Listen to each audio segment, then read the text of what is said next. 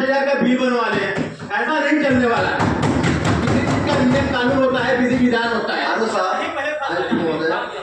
सभी सम्मानित पार्षद जी, नहीं, लकड़ी के विषय में मैं भी अपना सुझाव रखना चाहता हूँ।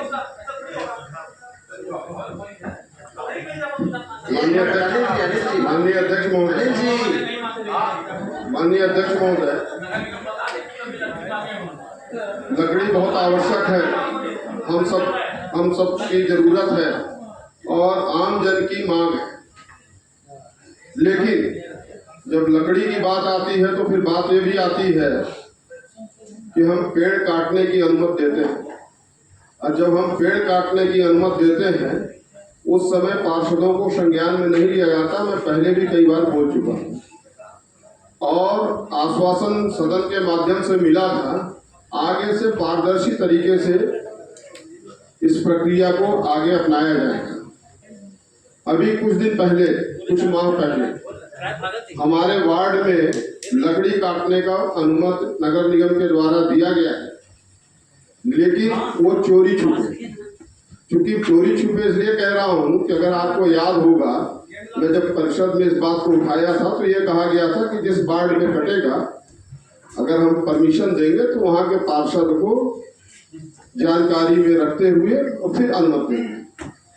तो थोड़ा सा मैं बताना चाहूँगा कि अनुमति क्यों नहीं दिया जाता,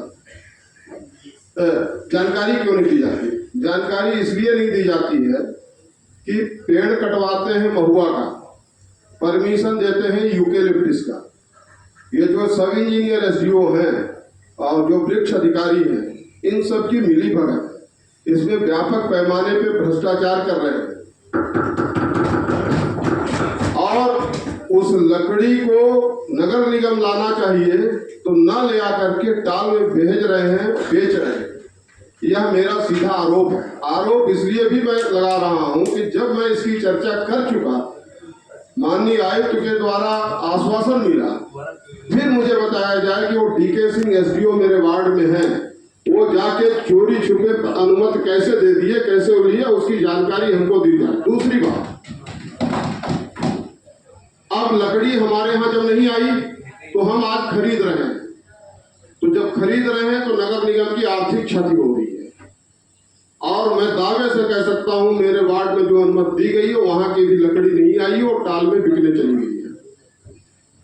अब इस एजेंडे में लिखा हुआ है कि बीपीएल धारियों को लकड़ी उपलब्ध कराई जाएगी।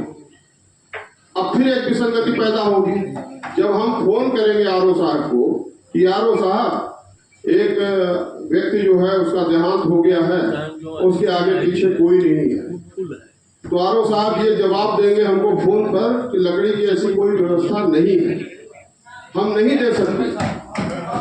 अब अगर आज हम पास कर रहे हैं बीपीएल तो कहेंगे बीपीएल ले आओ उसका। क्या यह संभव है बीपीएल सबका मिल जाएगा? नहीं है। इसलिए नहीं है कि विगत कई वर्षों से बीपीएल बनना ही लगभग बंद हो चुका है जिले में। विशेष परिस्थिति में हम नहीं कहते हैं किसी को कैंसर जैसी बीमारी अगर हो गई हो और किडनी वगैरह फेल हुआ हो, हाथ पैर जोड़े हो तो बना दिए हो, लेकिन उससे नीचे नहीं बना रहे। तो मेरा ये मानना है कि ये एक विसंगतियां फिर बनी रहेगी पार्षद और अधिकारी के बीच में। इसको दूर करते हुए इसको पास किया जाए। इस क्राइटेरिया को तय कौन करेगा कि किसको आवश्यकता है, किसको नहीं है? क्या आरओ साहब तय करेंगे कि वो वार्ड का पार्षद तय करेगा? ये इस पे भी चर्चा हो, उसके बाद जाकर के इसमें निर्णय हो। लेकिन उससे पहले मैं चाहूंगा, जो मेरा प्रश्न रहा है कि हमारे वार्ड में परमिशन दे दिया गया है, पेड़ कट गए हैं और नगर निगम तक नहीं पहुंचा है, तो उसका जवाब भी चाहूंगा। इस प्रथा में कितनी जनता, कितने गरीब हैं, उन गरीबों को कोई पूछताछ नहीं हो पा रही है। विषय आ गया। सुनिए, मणि वाले दूर हो जाएंगे। आप बैठिए।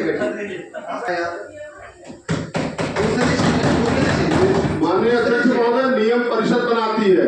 एक मिनट, नीतिगत निर्णय जो है ना, सारी बातें एक्ट में नहीं है, नीचे से आया सारा हमको अधिकार है। सुनिए, अगर जो नीचे से आया है तो करने के लिए आया ना, फिर क्यों आगे? दूसरा विषय ये है कि हमारे दो स्रोत, बात करने से ये पता चल रहा है कि दो स्रोत है। या एक तो एनसीएल जिनको आप एनओसी दे रहे हैं, दूसरा है टेंडर। एनसीएल की लकड़ी अगर जो आपके पास स्टोर करने की जगह है उसको तब कैसे आप बांटेंगे, कौन सा तराजू कांटा लगा के बांटेंगे? दूसरा विषय ये है कि जो टेंडर वाला हो रहा है, टेंडर का ठेकेदार, तो वो किससे बात करना पड़ेगा कि वो उससे वहां से जाके उनको लकड़ी मिले। थोड़ा सा मैं बताऊंगा, ये जो तौलने की बात आ रही है, तो जो ठेका लेगा वो तौलेगा कि हम तौलेगा? वो कांटा उपलब्ध कराएगा कि हम उपलब्ध कराएंगे? वो जो ठेका लिया है उससे बात करना चाहिए। ये कह देना गलत है कि वो तौलने की व्यवस्था नहीं है और ज्यादा ले लिया कम ले लिया, वो ठेकेदार है काम करेगा। चलिए मान्यवर के विषय में एक शब्द मैं भी चर्चा करना चाहता आपकी हूँ। बात आ जाए। रुक जाइए मान्यवर जी, अभी एनसीएल की बात आई है तो एनसीएल नहीं मिला है। कई बार मैंने फोन किया है महोदय जी को, हितग्राहियों को भी मैंने भेजा हूँ। किसी को अगर एक वार्ड नंबर 2 में एक आदमी को अगर मिला हो तो हमको उसका नाम बताएं।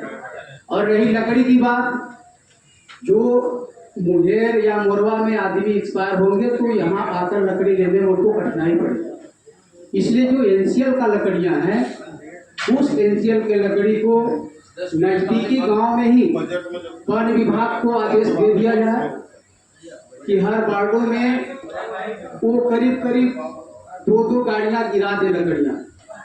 वहाँ के लोगों को यहाँ आने की जरूरत न पड़ेगी।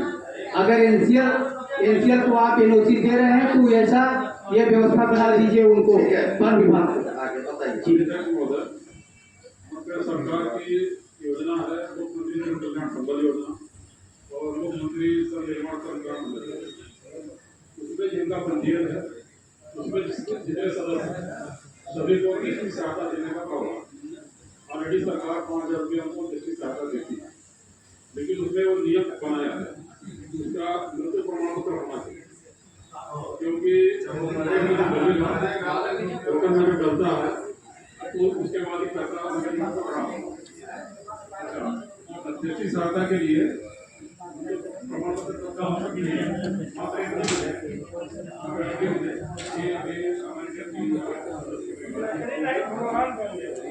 माननीय आयुक्त से जवाब नहीं लूंगा।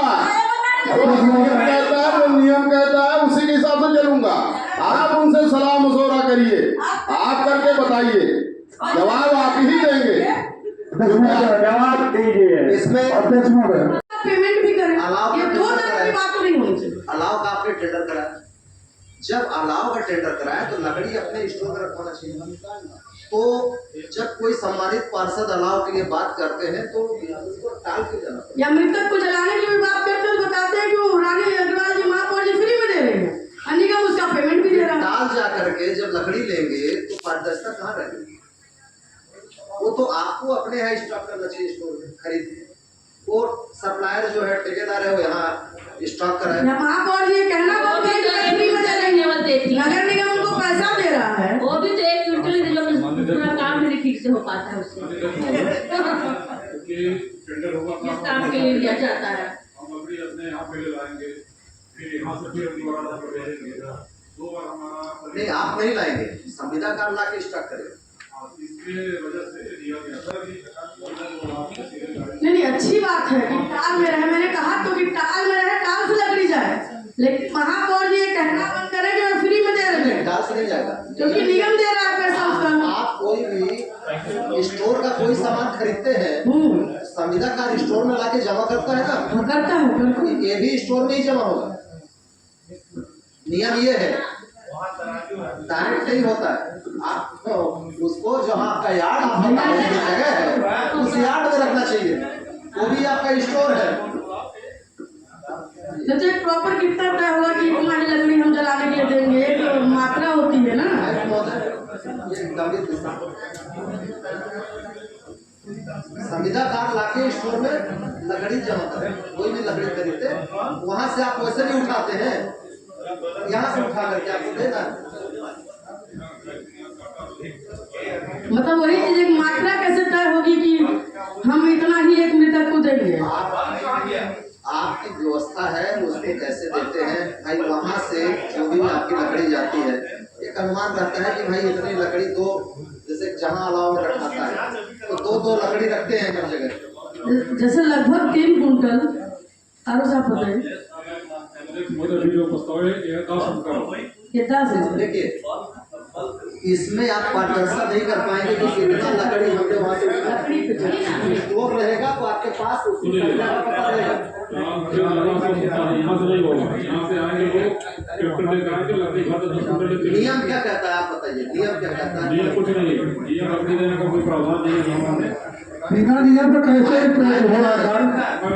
उसका नियम कौन से बनना चाहिए, होना चाहिए। जमा होगा ये मनमानी बातें जो सुनने को मिलती है कि कोई नियम नहीं है। आयुक्त महोदय बताइए स्टोर में होगा कहाँ?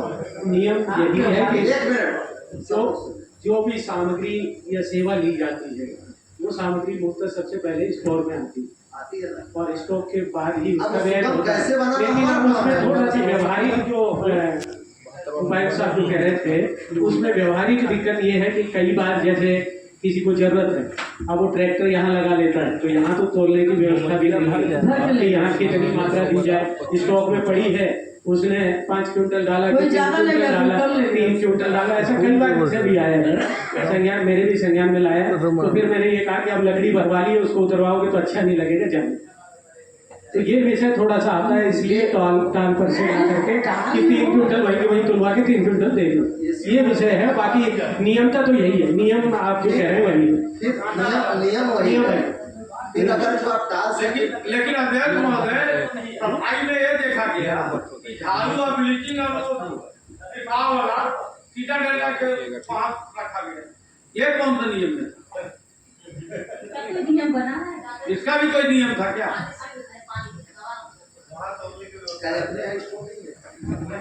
वो पिछले साल का सामान आया मेरे आने के पहले वो वहाँ पड़ा था तो अपने है स्टोर में। अभी स्टोर में अपने स्टोर से अभी जो भी आता है तो स्टोर से हाँ लकड़ी वाला कंपनी लकड़ी वही है 3 किलो से हम लोग 5 किलो करना चाहते हैं। एक विषय तो आएगा अगर जो वहाँ से उठेगा देख लीजिए व्यवहारिक भी हो।